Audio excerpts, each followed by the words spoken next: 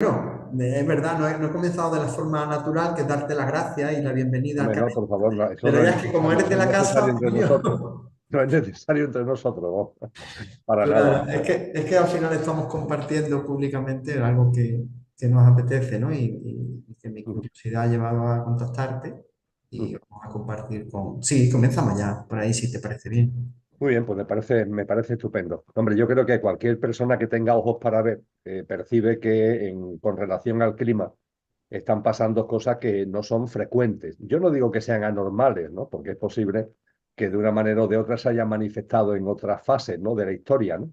Pero evidentemente dentro de lo que es nuestra percepción de la realidad, de lo que son los últimos lustros, las últimas décadas, están pasando cosas que no son frecuentes en absoluto, ¿no? Y el cambio climático, como todo, Andrés, como todo lo que hay en esta sociedad, topa siempre con el mismo problema. Todo topa con el mismo problema. Y es que todo lo usamos para dividirnos, para separarnos. Es decir, en lugar de hacer reflexiones en la unión, en los puntos de encuentro, respetando las posiciones distintas de ver las cosas cada uno, pero para enriquecernos precisamente, entendiendo que lo que una persona ve y tú no ves, e incluso puede haber desacuerdo, no es una confrontación, sino es un enriquecimiento. Aquí sucede todo lo contrario. Cualquier cosa la utilizamos para dividirnos y para separarnos, ¿no? Fíjate con el tema de la famosa crisis sanitaria, ¿no? Que ahora se acaban de cumplir 5 años, ¿no?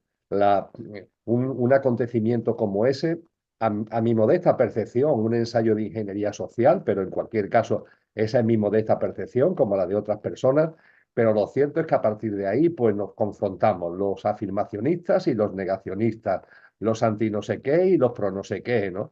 Y es que todo pasa igual. Y con relación al cambio climático, pues estamos en lo mismo, los afirmacionistas, los negacionistas, los escépticos, y no para buscar puntos de encuentro, sino para cada uno encerrarnos en nuestra torre de marfil y a partir de ahí juzgar todo lo que ocurre. En fin, yo la verdad es que de forma muy modesta sí percibo que, como decía Albert Einstein, Andrés, estamos en un sistema depredador. Esa expresión tan dura, ¿no? Ese calificativo tan duro para el sistema socioeconómico, el sistema productivista, todo lo que es nuestro modelo de vida, ¿no? Albert Einstein lo calificó de depredador y yo ese calificativo lo hago mío. A partir de ahí me parece evidente que un sistema depredador pues afecta a la naturaleza, no puede ser de otra manera, sobre todo cuando es un sistema global que se ha expandido por todo el planeta y con la fuerza que lo ha hecho, ¿no? Expuesto esto, por supuesto que el cambio climático siempre ha existido y que la madre tierra, el hermano sol, como decía Francisco de Asís, el hermano sol, afecta a la naturaleza y los ciclos solares, las manchas solares, los ciclos de la tierra. Por supuesto que sí, el cambio climático nunca es un fenómeno unicasual, sino multicasual, ¿no?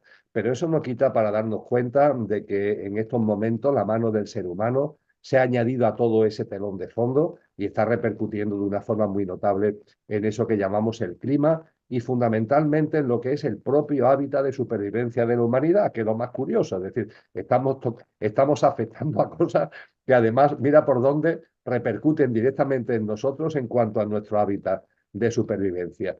Y dicho esto, creo que es bastante obvio de que tantos los que dicen que no hay cambio climático como los que dicen que hay, no miran a las causas.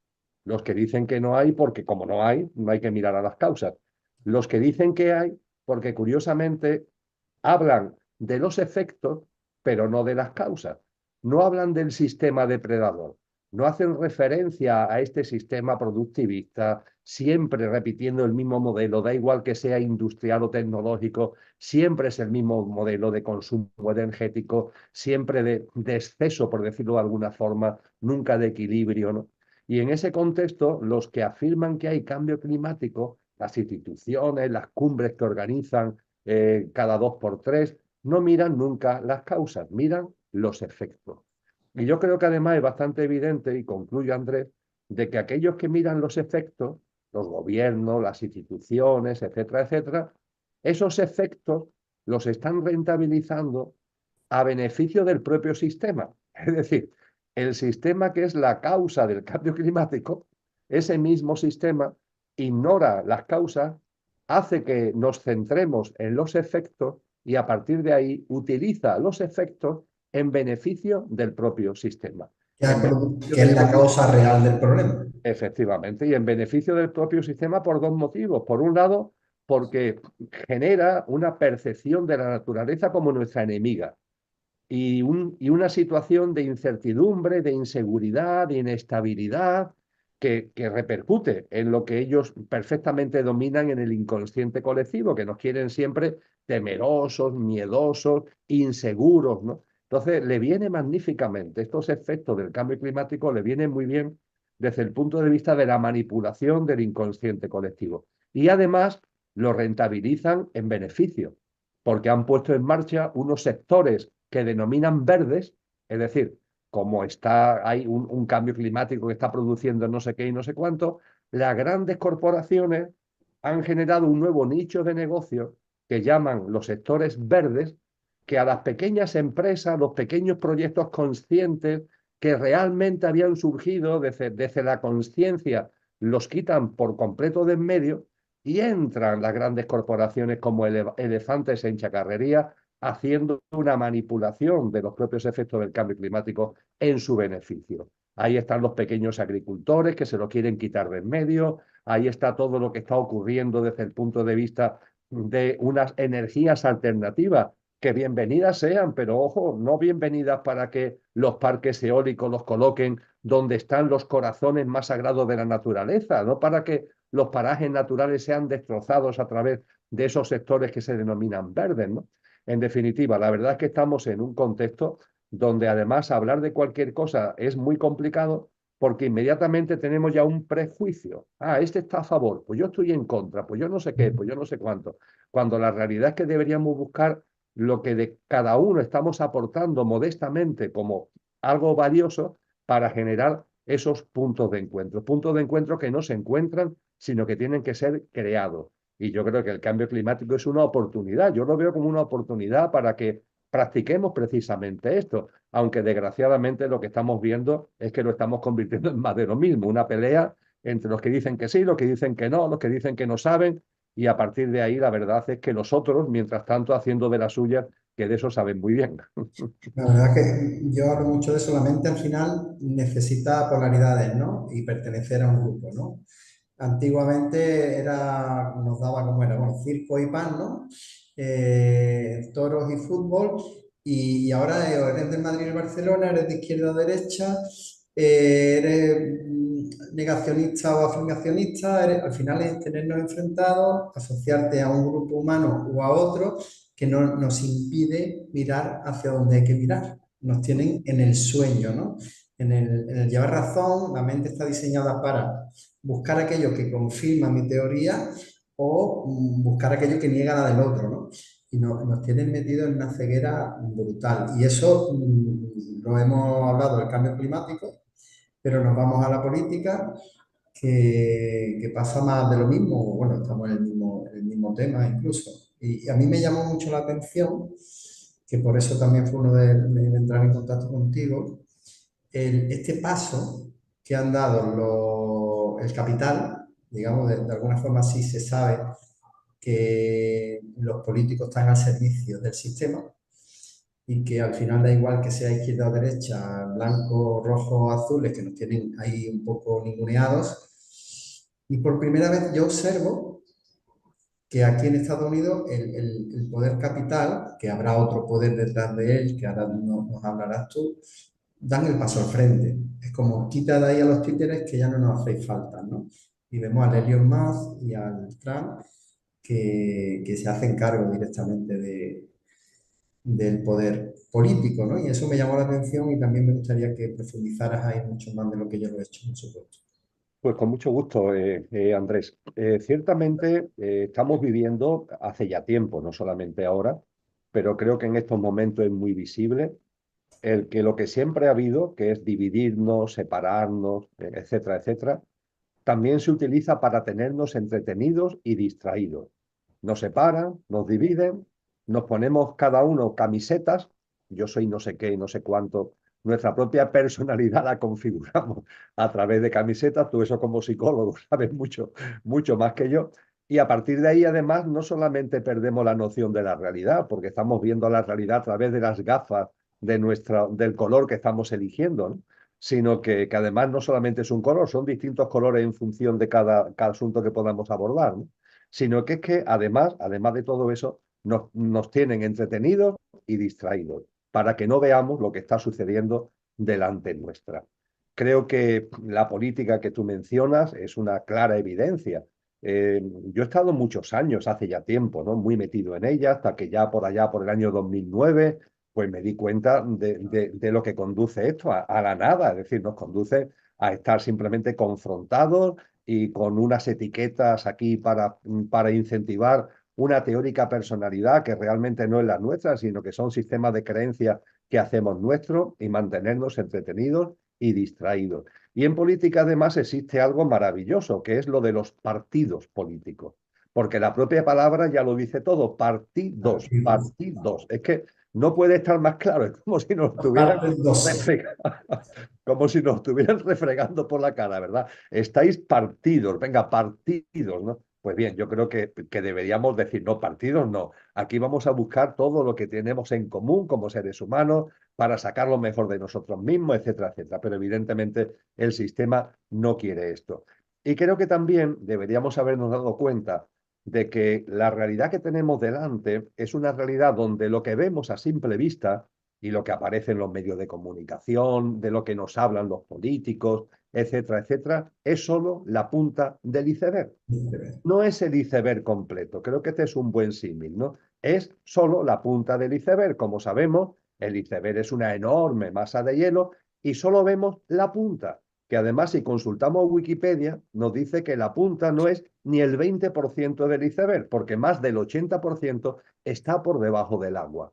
Y si vemos que el iceberg se deshiela, el deshielo no se debe a lo que está pasando por fuera, se debe a que la parte grande del iceberg que está por dentro, por ejemplo, ha entrado en contacto con aguas subterráneas calientes, aguas marinas subterráneas, y eso está provocando el deshielo del iceberg. Nosotros podemos ver la punta que se deshiela y podemos creer que es por lo que está pasando en la temperatura exterior. No, no, no. Si dentro se hubiera mantenido una temperatura fría, el iceberg se mantiene compacto y helado, no hay deshielo ninguno. El deshielo se debe a lo que pasa en esa parte del iceberg, que es la mayoritaria, que no vemos.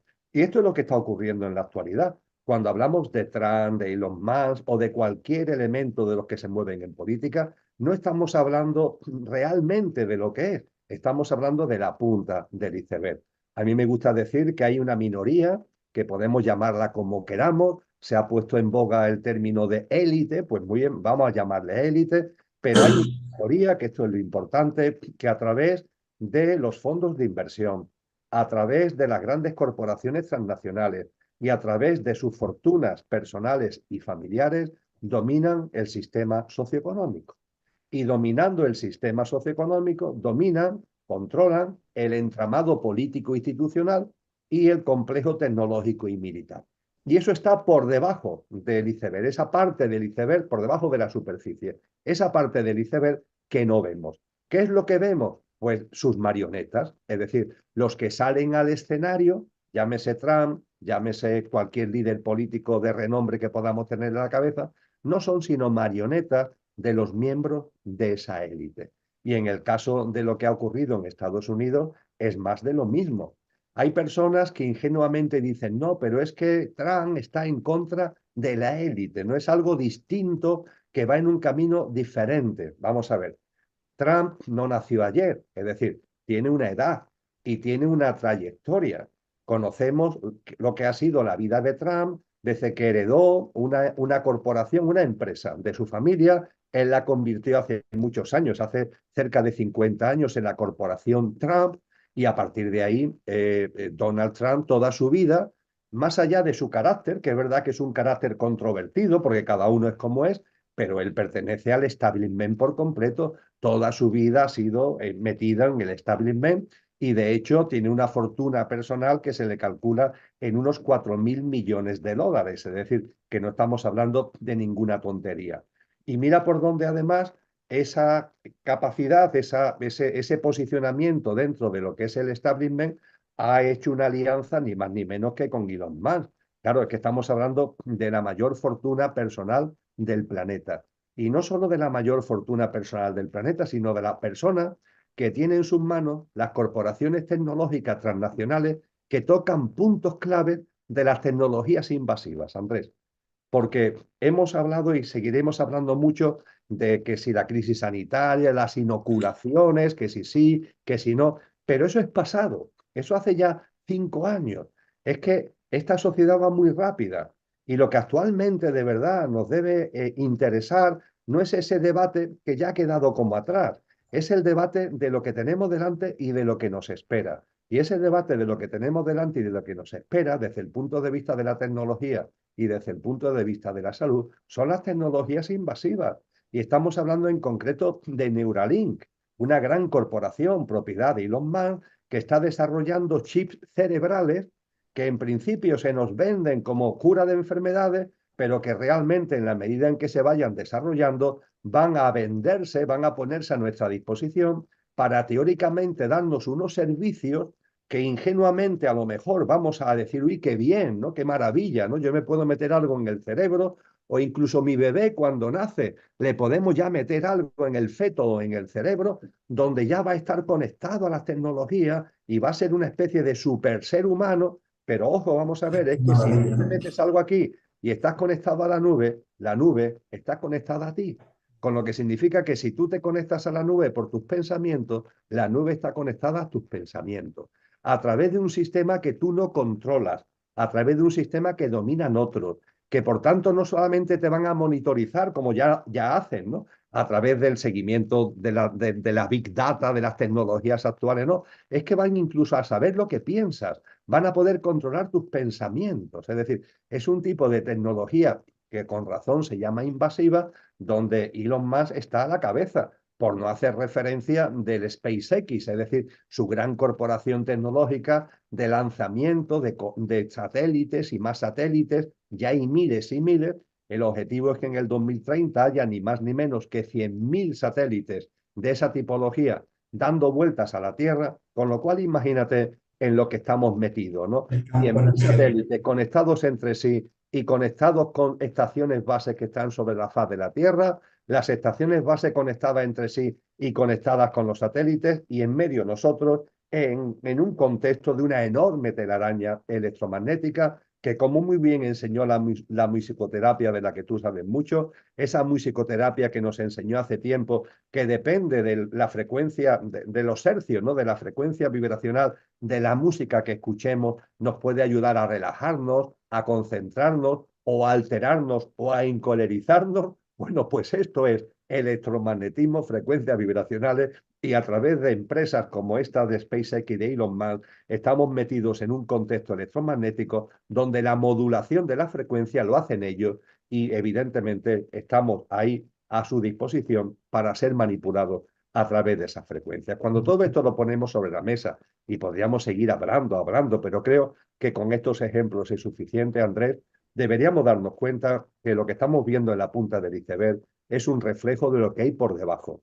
Una élite que está controlando hace ya tiempo el sistema y que además está construyendo, yo diría que ya está en fase de culminación de un nuevo orden mundial. Un nuevo orden mundial que es el que ellos quieren para tenernos todavía más distraídos, más entretenidos, más dominados, más controlados, más monitorizados, que va de la mano de la famosa Agenda 2030. Y ojo, de cara a ese nuevo orden mundial, los miembros de la élite que están ahí en la parte del iceberg que no vemos, están en pelea entre ellos, porque los miembros de la élite no son, entre comillas, vamos a decirlo coloquialmente, buenas personas, son ególatras, egoístas, quieren más y siempre más. Y hoy día está en el candelero quién va a tener las posiciones de privilegio, los puestos de privilegio en el nuevo orden mundial. Eso es lo que se está jugando hoy en la parte del iceberg que no vemos. Vemos la punta, pero no lo que está por debajo. En la punta, ¿qué es lo que vemos? Pues vemos que Donald Trump está ahora, mira por dónde, haciendo una especie de acuerdo con Putin, y que China está ahí como atenta a ver lo que está pasando, y que si Israel está haciendo no sé qué o no sé cuánto. pero eso no deja de ser la punta del iceberg de lo que está ocurriendo por debajo. Lo que está ocurriendo por debajo, a mí me gusta decir, Andrés, y voy concluyendo, que es un juego de las sillas. Es decir, el nuevo orden mundial tiene X sillas de dominio y de poder. Y los miembros de la élite se están jugando entre ellos quiénes son los que se ponen en esa silla. Yo recuerdo que cuando era pequeño jugábamos al juego de las sillas, ¿no? Ahí estamos bailando alrededor de las sillas y cada vez hay menos sillas y por tanto van expulsando a gente, ¿no? En eso está la élite y parece bastante obvio, viendo la punta del iceberg, pero comprendiendo lo que hay debajo, parece bastante obvio que los miembros de la élite que se reflejan en lo que es Estados Unidos, con todo lo que ello representa, que se representa, que también se ve los miembros de la élite que tienen que ver en la punta del iceberg con Putin o con China, y ojo, a través de Rusia y de China, con los famosos BRICS, ese acrónimo, ¿no? Que hace referencia a Brasil, Rusia, la India, China y Sudáfrica, ¿no? Como economías emergentes. A mí me parece bastante evidente que esos miembros de la élite que en la punta del iceberg vemos representados en estos bloques o en estos países, han decidido quitar de en medio a los miembros de la élite que se representan con lo que es Europa y con lo que Europa supone. Y eso es lo que estamos viendo en la actualidad, cómo a Europa se le está ninguneando, se le está echando a un lado, pero ojo, la verdad es que cuando hablamos de Europa no estamos hablando de ti y de mí, por europeos que seamos, estamos hablando de esa élite que por debajo del iceberg, en la punta, se representa como Europa y con la que tú y yo, evidentemente, no tenemos nada que ver ni nos identificamos. Y eso es lo que estamos percibiendo actualmente. Y lo que llama la atención es que, como claro, estamos tan con las camisetas puestas, antes lo hablábamos, siempre divididos, partidos, ahora nos ponemos la camiseta, pues yo soy de Trump, pues yo soy de anti-Trump, yo soy de Ucrania o yo soy de no sé qué.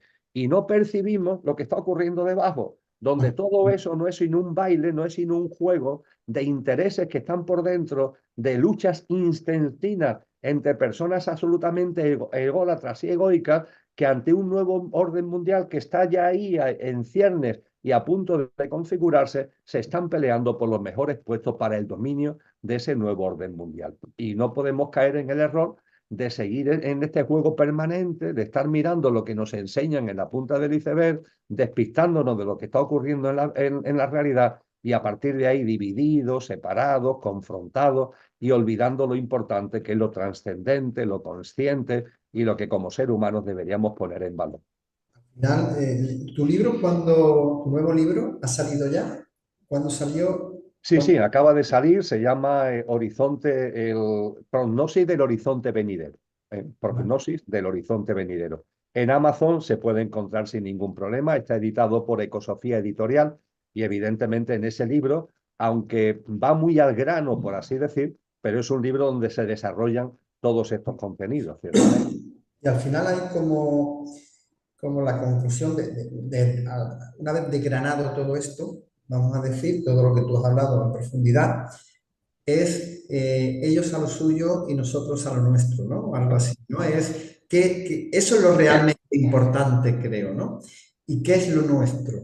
Porque si no nos dejamos arrastrar por el ensueño, por la matriz, y vamos hacia la conciencia, eso es lo que creo que más nos puede interesar a nosotros, ¿no? Ciertamente, la expresión esta de ellos a lo suyo y nosotros a lo nuestro, a mí personalmente me encanta, ¿no? Porque creo que además nos ayuda a ponernos en nuestro sitio, ¿no? No a considerarnos víctimas. Ahí están esta gente con sus líos, ¿no? Yo me hice hace tiempo una pregunta, Andrés, lo hemos compartido en algún momento también, tanto en encuentros online como personalmente las veces que hemos estado juntos. Recuerdo aquel encuentro que tuvimos en Benalmádena no hace mucho tiempo, donde tuvimos además oportunidad de compartir después ese sábado por la noche en la sobremesa, ¿no? Y recuerdo que allí ya salió el asunto, ¿no? Bueno, esta gente, ¿qué es lo que quieren? Es decir, estos que están por debajo del iceberg, la parte del iceberg que no vemos, si tienen todo el poder, si tienen toda la riqueza, ¿qué más quieren? ¿Qué más quieren? Sí, podemos entender que entre ellos quieran tener más, ¿no? Yo te quito tu trozo de tarta para yo tener más tarta. Bien, porque son ególatras y egocéntricos. Pero realmente, ¿a dónde quieren llegar? ¿Qué es lo que pretenden, ¿no? y mi percepción absolutamente clara, ¿no? Y que someto no como una verdad, porque yo no estoy en posesión de la verdad, pero como hipótesis para la consideración y además acudiendo a los fundamentos, ¿no? De todos los maestros y maestras y los sabios y sabias, lo que nos han enseñado a lo largo de la historia de la humanidad, y es que ellos tienen fines espirituales, por increíble que nos parezcan, tienen fines espirituales. Lo que ocurre es que su espiritualidad no tiene nada que ver con lo que los demás entendemos por espiritualidad, porque es una espiritualidad involutiva, involutiva. Ellos saben que la humanidad se desarrolla en ciclos y que este ciclo humano, esta generación humana, como decía Cristo Jesús, va a terminar cuando corresponda. Viendo los signos de los tiempos, percibo que mucho no le debe quedar, pero en fin, no es ese el asunto, no tenemos que entrar ahora en conjeturas. Pero desde luego, este ciclo humano, en su momento, como todos los ciclos, nacen, se desarrollan y terminan para dar lugar a un nuevo ciclo, lo que los textos sagrados, las grandes tradiciones han llamado una nueva humanidad, un nuevo ciclo humano. Pero claro, ese nuevo ciclo humano tiene una mayor frecuencia vibratoria, porque precisamente es un nuevo ciclo evolutivo, con lo cual su frecuencia vibratoria es más alta.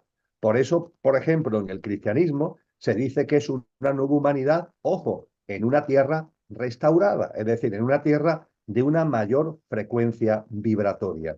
Y a partir de ahí, para participar en esa nueva humanidad de una mayor frecuencia vibratoria, tú, yo, todos los seres humanos que queramos participar en ese nuevo ciclo humano, que deje detrás esto, con tanto barullo, con tanto lío, con tanta iniquidad, y vivamos de una forma más ejemplar y más coherente con lo que realmente somos, pero para participar de ese nuevo ciclo humano, tú y yo, y todos los seres humanos, debemos elevar nuestra frecuencia vibratoria para tener sintonía con la nueva frecuencia vibracional de esa nueva humanidad en la tierra restaurada. Y eso significa ni más ni menos que un estado de conciencia, una visión de la vida y una práctica de vida. Una práctica de vida que no se nos pide matrícula de honor, no se nos está pidiéndose premios Nobel, pero sí se nos está pidiendo que seamos coherentes con lo que somos y que vayamos por la vida de una manera distinta a la que este sistema quiere. Porque este sistema nos quiere dividido, separado, confrontado, siempre corriendo con ansiedad, el culto a la velocidad, competitivos,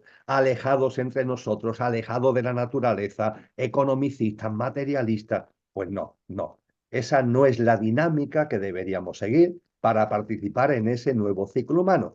Ellos están a lo suyo, que es tenernos ahí extraviados para que no participemos o el menor número de almas encarnadas, de personas, participemos en el nuevo ciclo humano, y nosotros frente a eso debemos estar a lo nuestro. ¿Lo nuestro qué es? Oye, este sistema es el que es, tengo que vivir en él hasta que termine en su ciclo natural, pero una cosa es la convivencia y otra cosa es la connivencia. No caigamos en la convivencia, no hagamos nuestros sus sistemas de creencia, sus paradigmas, su visión materialista de la vida y de la existencia, no hagamos nuestras sus patrones y sus pautas de vida. Vivamos de una forma distinta, porque siempre tenemos margen de maniobra para vivir de una forma distinta. Esto significa ellos a lo suyo y nosotros a lo nuestro. No olvidemos que tú, que yo, que todos los seres humanos tenemos una parte perecedera, efímera, pero ojo, tenemos también un componente imperecedero que no conoce la muerte, que tiene una esencia divinal, como nos han enseñado las grandes tradiciones, que tenemos una dimensión imperecedera, que no hay que buscar estar no sé cuántos años viviendo como Emilio, es que lo que está encarnado en Emilio, mi ser, Emilio es estar y el ser es lo que encarna en el estar, lo que verdaderamente soy ya es inmortal. Yo no necesito que Emilio viva no sé cuántos años porque lo que está en Emilio ya es inmortal. Y a partir de ahí incluso la propia evolución hace que sea mucho más útil y más conveniente evolutivamente. Oye, pues ahora estoy en Emilio, pero dejo de estar en Emilio y vuelvo a encarnar en otra forma distinta, hombre, mujer, una geografía, una situación socioeconómica diferente, porque eso a lo que soy, a mi alma, le permite ir evolucionando en autoconsciencia y, como decía Cristo Jesús, a la lámpara de aceite, que es el alma, echarle más aceite. Entonces, cuando todo esto lo vamos teniendo, no digo que muy claro, ¿no? Sino que lo vamos medio percibiendo, Es obvio que de lo que se trata, efectivamente, es que ellos están a lo suyo y nosotros estemos a lo nuestro, viviendo de una forma distinta, intentando ser compasivos, sensibles, empáticos, no cayendo en la competencia y en el continuo conflicto, tendiendo la mano a los demás, tendiéndonos la mano a nosotros mismos, porque todo esto además hace que seamos muy crueles con nosotros mismos, empezando por nosotros, que seamos, por así decir, más bondadosos, más misericordiosos, también con relación a nosotros mismos. Y es una práctica de vida, Andrés, de la que tú hace ya mucho tiempo que vienes hablando, que hace mucho tiempo que me consta que estás practicando y que, bueno, que yo también modestamente intento llevar a cabo, evidentemente tú y yo y cualquiera con nuestros defectos, pero hay una voluntad de avanzar en un camino distinto, donde sí, tenemos que convivir con este sistema porque está en todos sitios, pero no, intentamos no caer en la connivencia con una práctica de vida distinta. Y eso sería, digamos, a nivel individual, ¿no? Que al final el camino va por ahí. Pero a nivel colectivo, ¿hay algo que podríamos hacer? ¿Hay algo que en ese ir a lo nuestro podamos hacer? A nivel comunidad, a nivel colectivo. Yo creo que hay dos cosas fundamentales, Andrés. Por un lado, es ser modestos. Es decir, yo percibo que la dinámica de este sistema no podemos cambiarlo, ¿no? Es decir, frente a esas grandes corporaciones transnacionales, esos grandes fondos de inversión, esos grandes poderes que se han establecido en el mundo, ahí no tenemos margen de maniobra como para cambiar el mundo. Lo que sí tenemos que ser conscientes es de que hay una evolución en ciclos y esto va a terminar por la propia evolución en ciclos. Es decir, es como confiar en la vida, confiar en un orden, porque ese orden va a hacer que esto termine, que no tengamos ninguna duda. Pero eso no es que lo diga yo, que no soy nadie, es que nos lo han dicho todos los maestros, es que Cristo Jesús se cansó de decir continuamente, hablando de este final de esta generación, él llegó a decir algo muy gordo, ¿no? Cuando después de la resurrección, iba a ascender a los cielos, a sus discípulos le dice, yo me voy, volveré. Pero mientras tanto, quien gobierna este sistema es Satanás, es el gobernante de este mundo, es decir, lo involutivo más absoluto. Y creo que no tenemos que ser conscientes de que el orden, que ahora llaman el nuevo orden mundial, ante eso la inmensidad de lo que eso representa, los poderes que eso mueve, no tenemos nada que hacer. Ojo, no tenemos nada que hacer, sí tenemos que hacer, no caer en la connivencia y vivir a pesar de eso de una manera distinta, porque es la forma de ser agentes activos de ese nuevo ciclo al que anteriormente hacíamos mención. Así que yo creo que por un lado tenemos que ser modestos. Unido a esa modestia y en segundo lugar, Andrés, creo que no debemos caer en una soberbia que nos lleve a pensar en la posibilidad, permíteme que utilice un término así al uso, que es la revolución. Esto no va de revolución. Analizamos la historia de la humanidad y cuántas revoluciones ha habido. ¿Qué pasó con la Revolución Francesa? Terminó en un baño de sangre. ¿Qué pasó con la Revolución Rusa? Terminó en un baño de sangre. Por supuesto que ahí hubo almas nobles que dieron lo mejor de sí, y eso lo ganaron, por supuesto. Pero ojo, cuando vemos el proceso evolutivo, percibimos que lo que hemos llamado cambio realmente en lo que es la verdadera realidad, no ha cambiado nada. Esto lo dice muy bien en la obra de Lampedusa, que se llama El gato pardo, lo dice muy bien, ¿no? Cuando en plena revolución garibaldiana hay dos príncipes, ¿no? Que están hablando entre ellos y uno está temeroso, ¿no? Temeroso de la revolución que está en marcha. Y el otro le dice, que era su tío, le dice, no te preocupes, sobrino, no te preocupes. Si es necesario que todo cambie para que todo siga igual, es necesario que todo cambie para que todo siga igual. Yo, frente a eso, hago mía una frase de nuestro paisano, más paisano tuyo que mío, porque fue malagueño, nació en la provincia de Málaga, nuestro paisanaje es como andaluz, que fue Blas Infante, una persona manipulada por la política, de la que su gran aportación posiblemente tenga que ver con la reverencia por la vida, con la espiritualidad, pero de eso no se quiere hablar nada, se utiliza en las banderías políticas.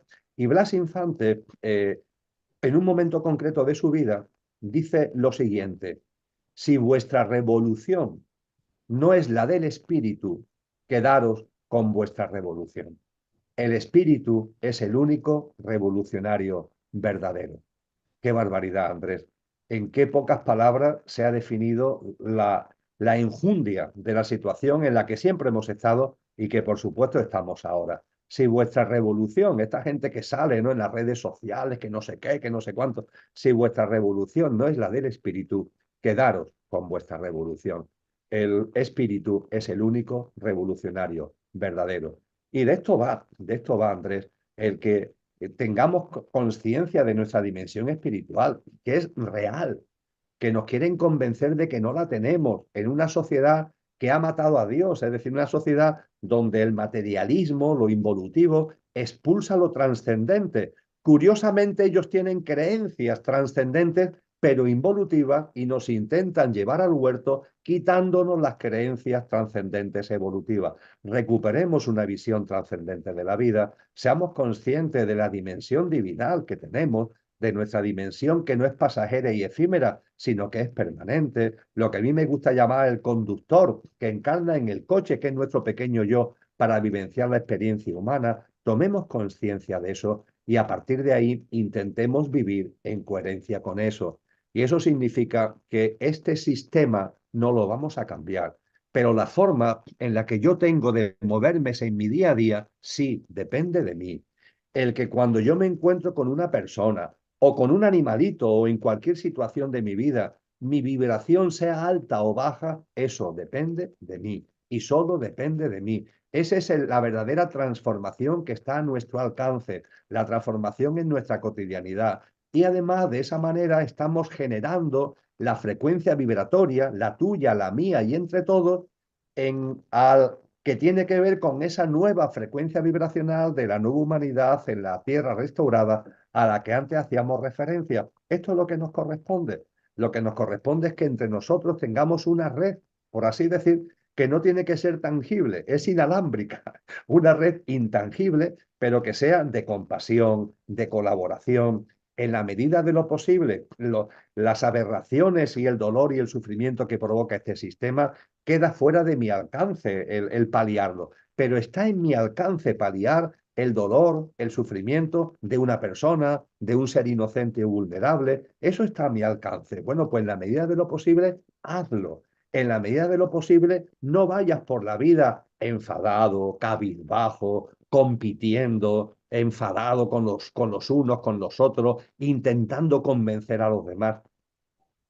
Respírate, respira, modera tu día a día, modera el cómo vas por la vida y genera esa frecuencia vibratoria que está, insisto, a nuestro alcance. Y esa es la auténtica transformación que hoy, en estos momentos, está a nuestra disposición, hombre. Yo sé, te estoy hablando de esto, tú de esto eres el que más podrías hablar, pero creo que es algo que ya que tú me lo has preguntado, deberíamos recordar, porque mucha gente está como, bueno, y ante esto, si no se pueden cambiar las cosas, ¿qué hacemos? Tu vida, cambia tu vida. Lo que decía Gandhi, ojos nuevos para un mundo nuevo. Cambia tu mirada, cambia tu día a día y verás que hay un mundo distinto. Seguirá siendo igual en la apariencia, pero tú irás generando una manera alternativa de vivir que además es la semilla de lo que en el ciclo evolutivo tiene que venir. Si luchamos contra el sistema, le damos realidad a algo que no lo tiene, es como cuando luchar con los pensamientos, con la ilusión, con la mente. Al final no deja de ser otra postura mental, lo que tú dices, ¿no? Cambiar todo para que todo sea igual, ¿no?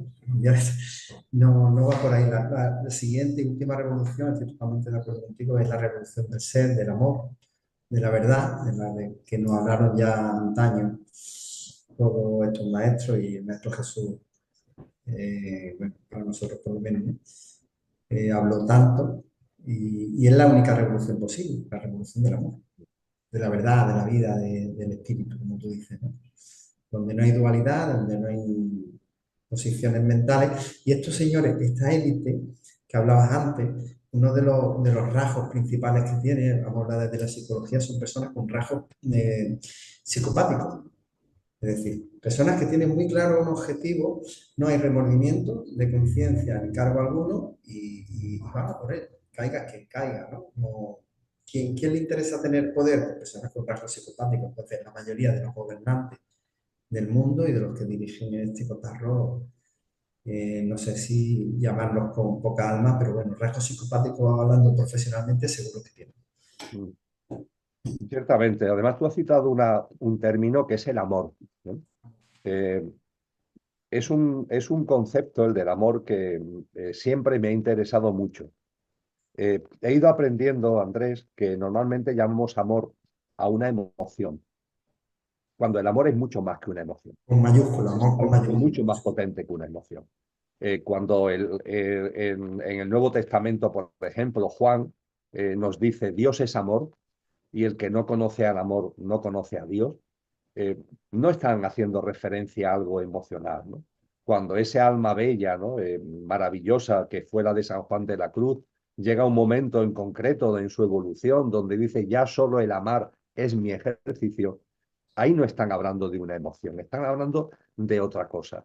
Y sobre qué otra cosa es un tema que me ha interesado siempre mucho. Y encontré la llave que me ha permitido comprender eso que aparece y te hace clic. Por ahí va, ¿no? No, no es que tenga la respuesta absoluta, pero te abre la ventanita, ¿no? Para empezar a comprender. Yo lo encontré en un libro de una persona muy espiritual llamada Ika Taimi, nació en la India, y además fue un científico. Él fue catedrático en la Universidad de Química, de Física, pero una persona de mucha espiritualidad. Y él escribió distintos libros y en uno, que tiene como título El hombre, Dios y el universo, es un libro muy complejo, pero trata el tema del amor en uno de sus apartados. Y él, que era muy práctico, intenta poner un ejemplo para que entendamos lo que es el amor. ¿Qué ejemplo podemos buscar para, de alguna manera, aunque sea como vislumbre, acercarnos a qué es el amor? Y él, fíjate el ejemplo que pone en su texto. Él dice, cogemos una goma fuerte, ¿vale?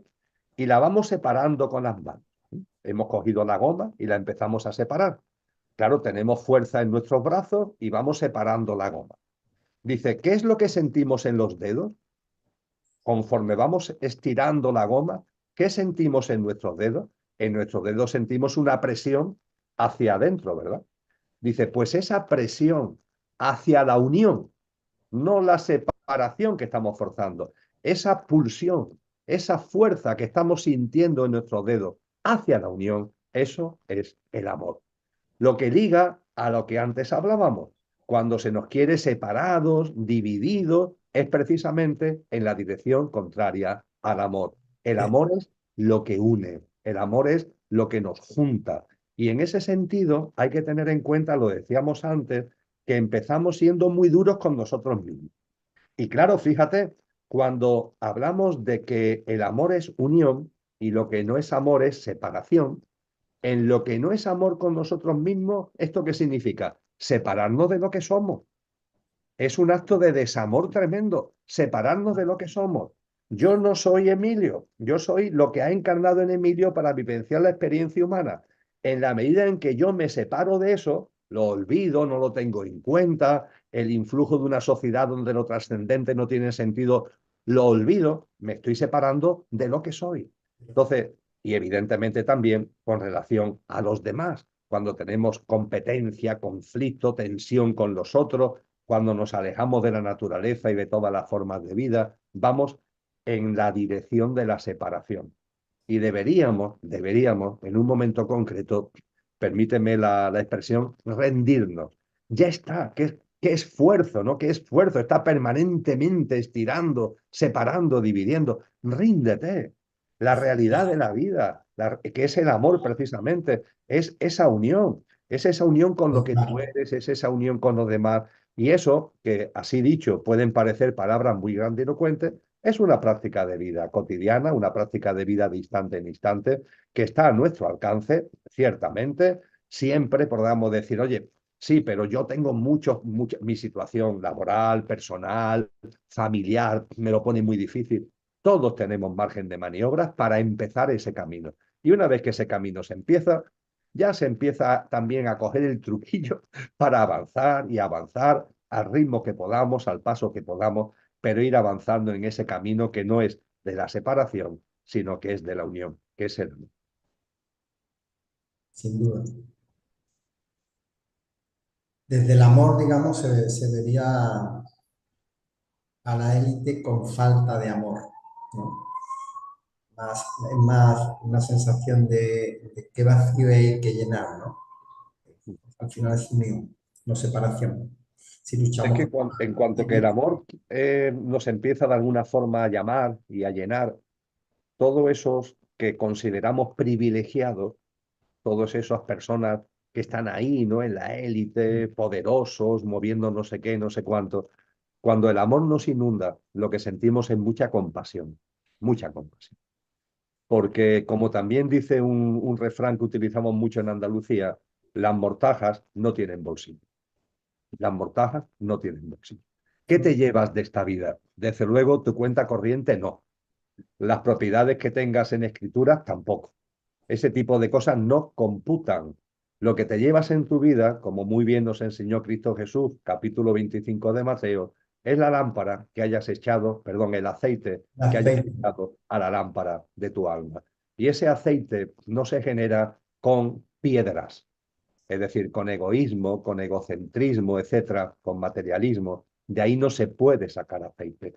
Tienes que sembrar frutos y esos frutos tienen que tener esa vibración del amor con una frecuencia u otra, porque a veces son cosas muy cotidianas y aparentemente muy pequeñas, pero da igual. Cuando está ahí de alguna manera presente esa vibración mayor, eso es lo que da como fruto ese aceite, que es lo que nos vamos a llevar de esta vida en el engrandecimiento de nuestra alma.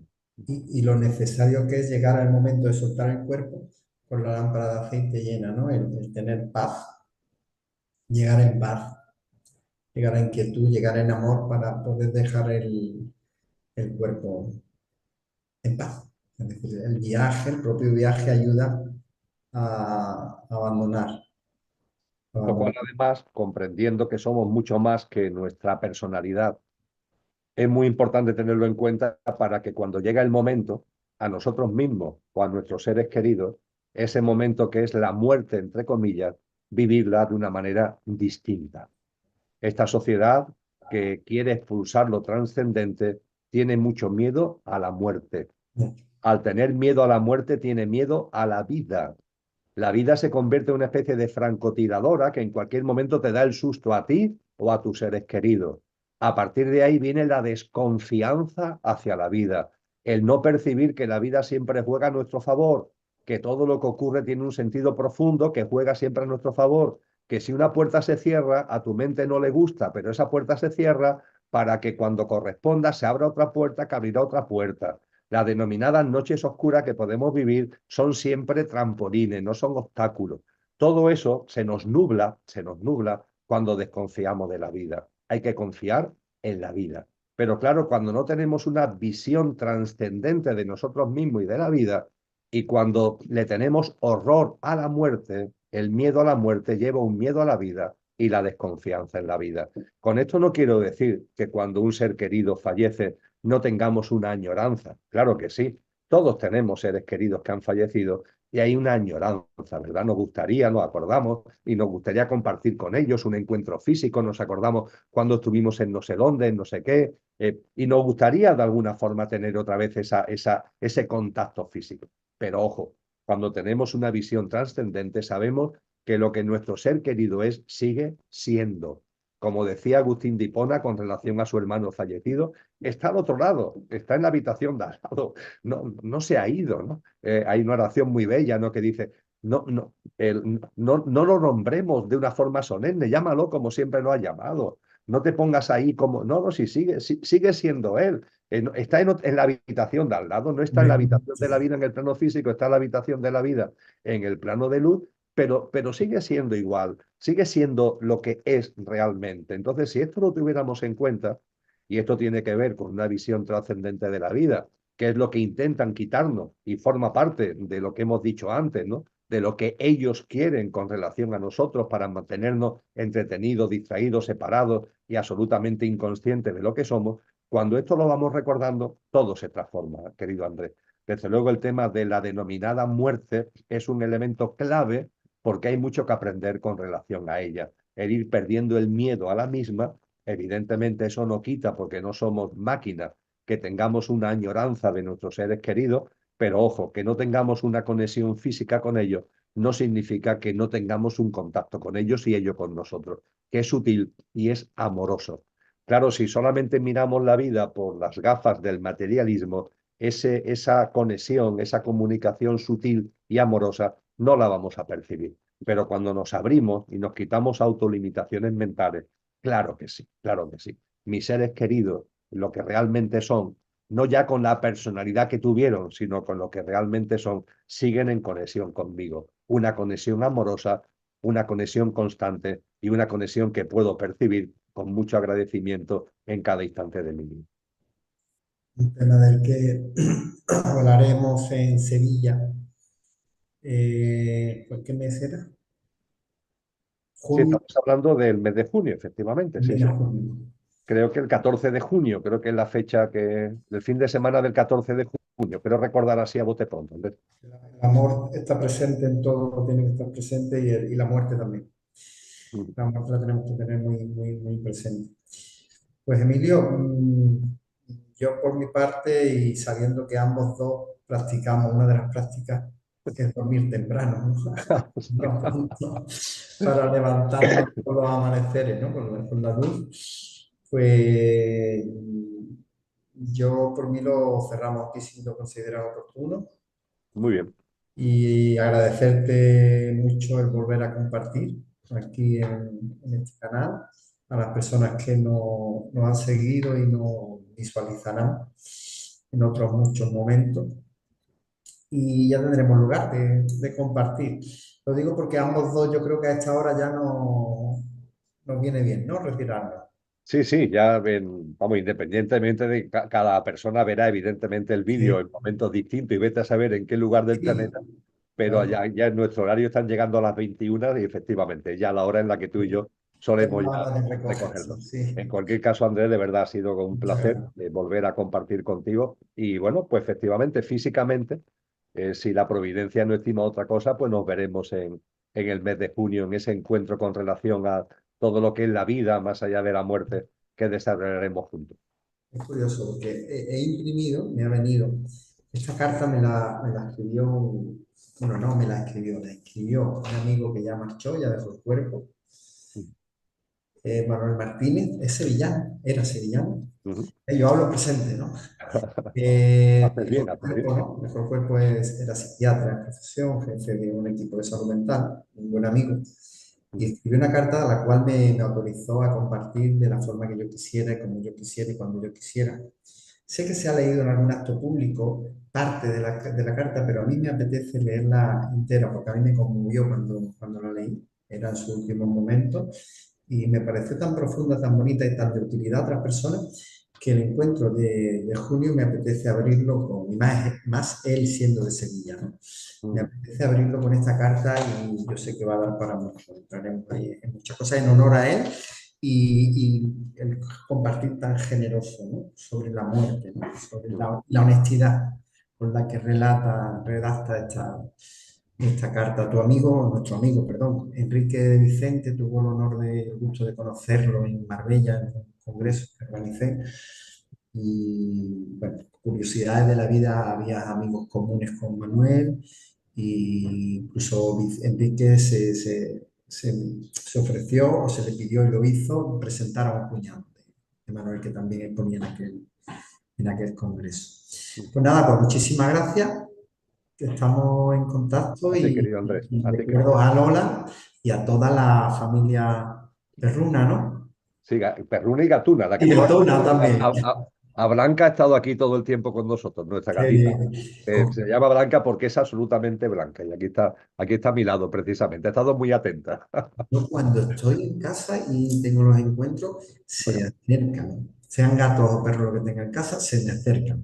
aquí está, Ya, aquí está Doña Blanca, que no es muy dada a la cámara, pero ya, sí, sí es muy atenta, ya ya sí. sabemos de dónde le viene el nombre. Sí, sí, absolutamente. Muy bien, ¿Verdad? Andrés, pues muchísimas Que, gracias. que nos Un abrazo muy despedimos, fuerte. vamos a... Ay, ahora no me acuerdo ni cómo era esto, Emilio, fíjate. Ya hace tanto tiempo que no transmitimos. A ver,